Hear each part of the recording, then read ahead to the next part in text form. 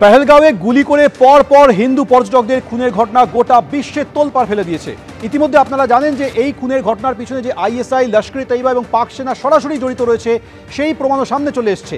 কিন্তু এখানে আরও একটা বড় প্রশ্ন সামনে আসছে যে পেহেলগাঁও হামলায় কি মদদ দিয়েছে প্যালেস্তিনীয় জঙ্গি গোষ্ঠী হামাসও?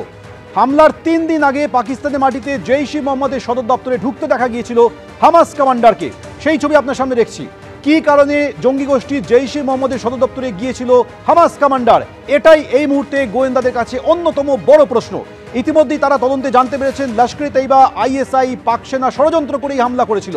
নিউজ রুমে চলে যাব, আমাদের প্রতিনিধি এই মুহূর্তে রয়েছে রাজস্বী দত্তগুপ্ত। রাজস্বী, জৈশ-ই মোহাম্মদের সদর দপ্তরে হামাসের কমান্ডার কেন? দেখো, একটা সুপরিকল্পিত চক্রান্তের গন্ধ পাওয়া যাচ্ছে এবং যত তদন্ত এগোচ্ছে ততই কিন্তু এই তথ্যগুলো সামনে আসছে।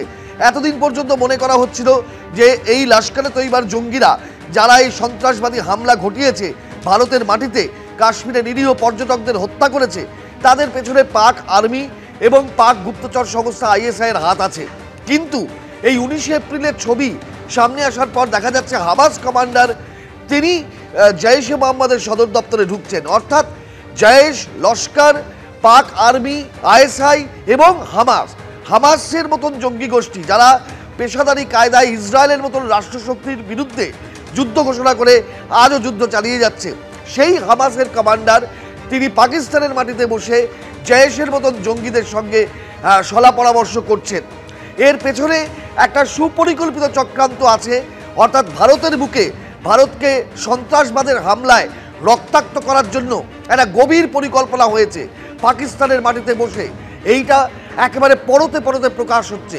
হামাস কমান্ডার জৈশের সদর দপ্তরে ঢুকছেন 3 দিন আগে, 22 এপ্রিলের আগে 19 এপ্রিল।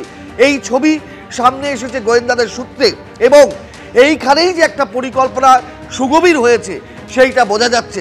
অর্থাৎ পাকিস্তানের আর্মি এবং আইএসআই তারা মিলিতভাবে হামাসের কমান্ডারকে পাকিস্তানে এনে সেখানে জৈশ, লস্করের শীর্ষ নেতাদের সঙ্গে বৈঠক করিয়েছে এবং তারপরে এই জঙ্গি হামলা 3 দিনের মধ্যে বাস্তবায়িত হয়েছে। এর আগেও জানা যাচ্ছে সূত্র মারফত ফেব্রুয়ারি মাসে রাওয়ালকোটে পাকিস্তানে একটা সভা হয়েছিল, একটা র্যালি হয়েছিল, সেখানেও হামাসের কমান্ডারকে দেখা গিয়েছিল। বিভিন্ন সূত্র থেকে খবর আসছে। অর্থাৎ একেবারে সুচিন্তিত একটা পরিকল্পনা। বিভিন্ন জঙ্গি গোষ্ঠী, তাদের মাথায় হামাসের মতন পেশাদার জঙ্গি গোষ্ঠী যারা ইসরায়েলের বিরুদ্ধে যুদ্ধ করছে, সেই রকম জঙ্গি গোষ্ঠী, প্যালেস্তানীয় জঙ্গি গোষ্ঠী, তারা বসে আছে এবং তাদেরকে সামগ্রিকভাবে মদত দিচ্ছে পাক আর্মি এবং পাক গুপ্তচর সংস্থা। কেন? শুধুমাত্র ভারতকে রক্তাক্ত ক্ষতবিক্ষত করার জন্য। এই পরিকল্পনা, এই পেহেলগাঁও অ্যাটাকের তদন্ত যত এগোচ্ছে তত সামনে আসছে।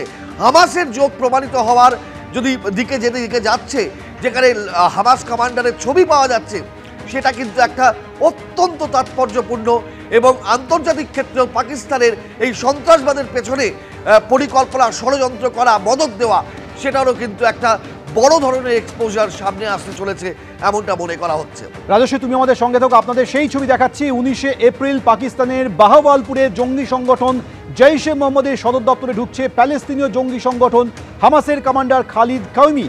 জৈশ হেডকোয়ার্টারের মধ্যে মসজিদের সামনে ধরা পড়েছে সেই ছবি। কালো গাড়িতে করে জৈশের মূল ডেরায় ঢুকতে দেখা যাচ্ছে এই হামাস কমান্ডারকে।